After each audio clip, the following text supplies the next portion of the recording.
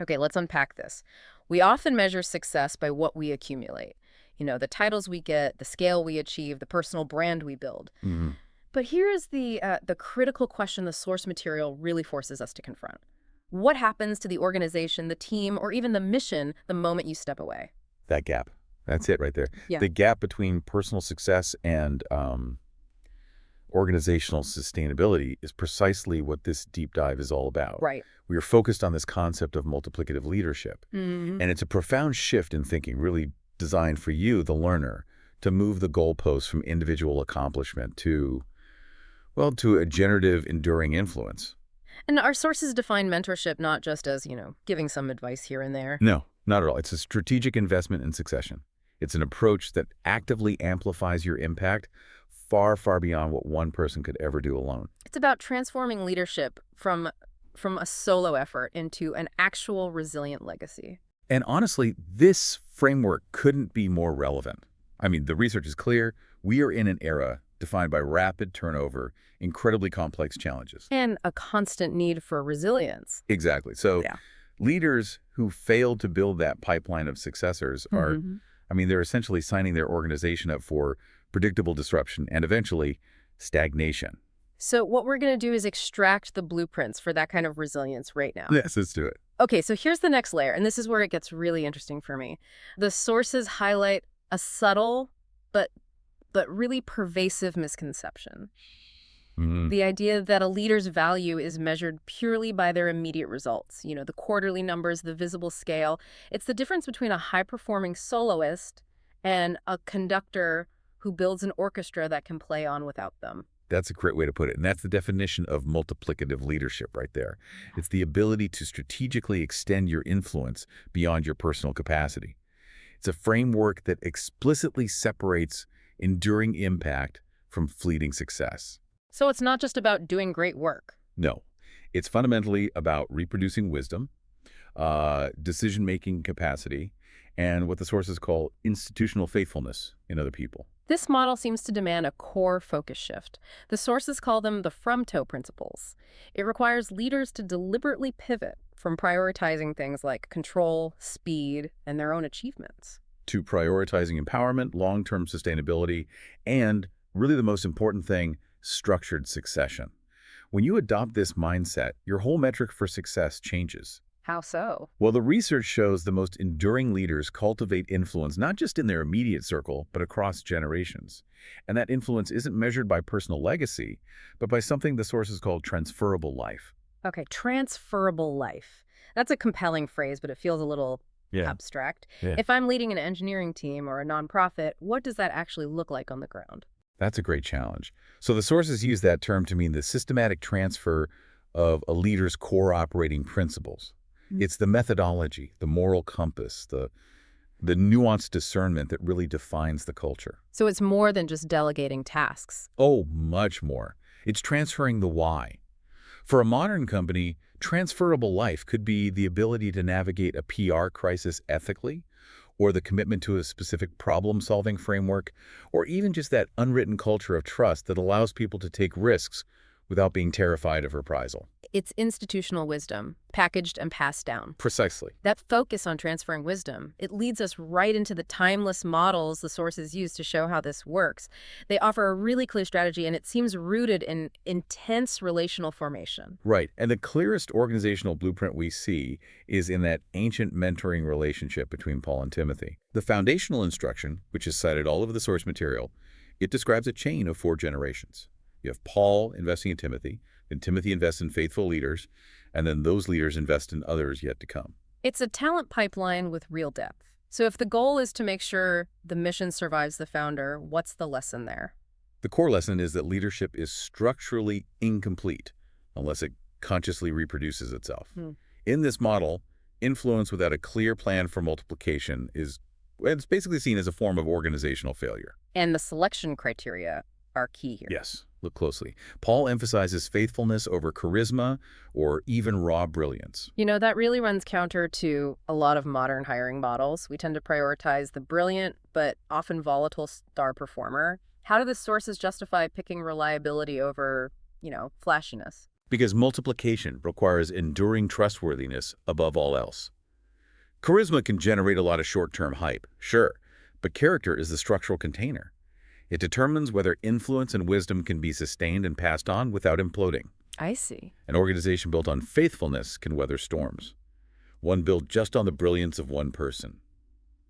It collapses the moment that person leaves or fails. It's a long-term risk assessment, and it favors reliability. That focus on character leads us to the second big case study in the sources, Moses and Joshua. And this is just an incredible illustration of structured succession planning. It really is. The sources argue that Moses' greatest achievement wasn't even the Exodus, it was preparing Joshua, ensuring continuity without competition. And the research pulls out two really powerful principles from their story. The first is that influence grows through proximity. Proximity. Yeah. Joshua's formation didn't start in some formal training session. It began by simply being present. He went with Moses up Sinai, and famously he would linger at the tent of meeting after everyone else had gone home. So in modern terms, that's high-touch immersive mentorship. It's the mentee literally walking alongside the executive, watching how they handle unexpected failures, how they listen to feedback, how they wrestle with the messy parts of a decision. Not just the polished final announcement, exactly. That time commitment sounds enormous, though. I mean, when resources are tight, how do the sources justify that massive investment of time just for presence? They argue it's an acceleration factor, not a burden. It actually shortens the learning curve dramatically. And that leads to the second principle Moses modeled, shared responsibility. He didn't wait. He didn't wait until he was about to retire to start delegating. He involved Joshua in real leadership like commanding the army years before the final transition. And this all culminated in a very public transfer of authority, which made the whole thing seamless and legitimate. That really challenges leaders who hoard authority or who only think about mentoring when there's an emergency. It models succession as a discipline, a non-negotiable part of the job, not just a panicked reaction. Precisely. Yeah. And this intentionality is perfected in the third model, Jesus and the 12. His strategy completely defied modern efficiency metrics. I mean, Mark 3.14 lays out the entire plan. Which is He appointed 12 that they might be with him and that he might send them out. be with him first. Before the mission, before the product launch, before the big campaign comes presence. That relational investment is everything. They learned leadership not from lectures, but from lived example, seeing his compassion, his fatigue, his strategy in a crisis. Absolutely. And the sources remind us the disciples were deeply imperfect. I mean, they were constantly misunderstanding the mission. They failed key assignments. They argued about who was the greatest right up until the end. But the core principle here is profound. Entrustment before perfection. That is a tough concept for most Type A leaders to swallow. Why would you entrust authority to imperfect people? Because Jesus knew that growth happens through guided practice, and specifically that responsibility accelerates maturity. He shared real authority with them, to heal, to proclaim, knowing they would stumble. So you accept the risk. You accept the risk of imperfection because the long-term payoff of having independent, seasoned leaders is worth the short-term cost of a few public mistakes. He trusted in the process. Okay, so we've established the why, and we've looked at these timeless models. Now, what does this all mean for you, listening right now? How do we translate this into actionable steps for a team or an organization today? The sources are pretty clear on this. They outline 3 core action principles that bring this ancient wisdom right into the modern workspace. Okay, let's dig into the first one. First, you have to identify faithfulness before skill. We touched on this, but here's how you actually do it.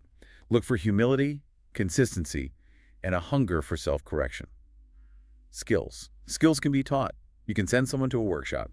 Character has to be cultivated over time. So practically, you're watching who follows through on the small things. Exactly. Who's consistent when nobody's watching? Who handles critique with curiosity instead of defensiveness? That's your pipeline. That's a huge shift in hiring philosophy, moving beyond just the resume. Okay, so what's the second principle for building competence? This one is crucial. You have to invite into process, not just outcome. Most leaders just announce the final decision. They think speed equals efficiency. Right. Here's what we're doing. Now go do it. Yes. But the multiplicative leader shares why the choice was made.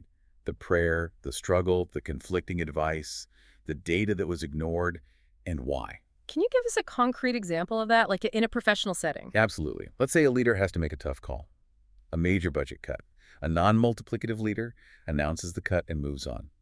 A multiplicative leader gathers their mentees and walks them through the whole rationale. The sleepless nights, the risk modeling, the ethical lines they considered, the metrics that finally drove the choice. And that transparency, it forms wisdom, not dependency. It forms wisdom. They learn to replicate the thought process, not just the result. That makes perfect sense. Okay, and the third principle is about the actual handoff.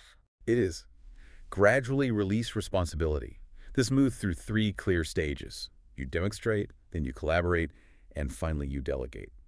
And crucially, the multiplicative leader releases responsibility before the mentee feels perfectly ready. You push them out of the nest. You have to. If you wait until they're perfect, you'll wait forever, and they'll never develop the confidence they need to lead on their own. And the sources warn that failing to do this has a tragic cost. They highlight this danger of stagnation, of organizational memory loss. That warning is chillingly captured in a historical text from the Book of Judges. There's this haunting line where influence just stalls because of a failure of transmission. A new generation grew up who knew neither the Lord nor what he had done. So in organizational terms, the next leaders don't know the core values, the history of failures, the sacrifice that built the whole thing. Exactly. And so they reinvent the wheel, they repeat the same mistakes. Multiplicative leadership is essential for organizational memory. It creates redundancy not as inefficiency but as resilience. It ensures the mission is strong enough to survive the founder leaving. That's the goal. Which leads us right into the challenges. Because mentorship requires courage. You have to accept the risk of mistakes. What are the key pitfalls the research warns us about? The sources point to 2 major traps. The first is enabling dependency. If your mentorship is always about you solving every problem or micromanaging every step, You stifle their development. you create highly competent but utterly reliant subordinates who panic the second you're not in the room. And the second pitfall, I imagine, has to do with the mentor's own control issues. Precisely. It's the tension between overcoaching versus underinvesting. The mentor has to know when to step back and let the mentee wrestle, let them lead imperfectly. Micromanaging produces compliance. Guided practice, even with failure, produces true discernment and confidence.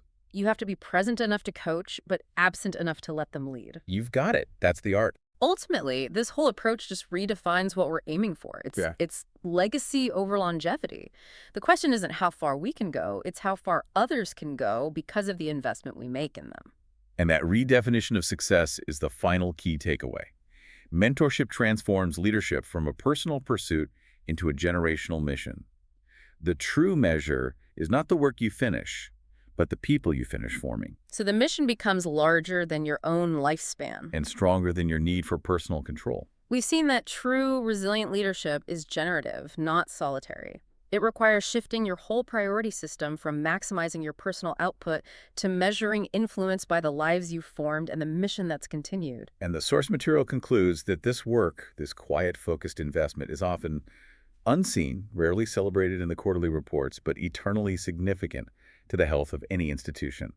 It's the fundamental way great work endures. So ask yourself today, if the greatest leadership impact is not what you build with your own hands, but what others build through the lives you intentionally invest in, who is the one person you must commit to investing in intentionally this quarter?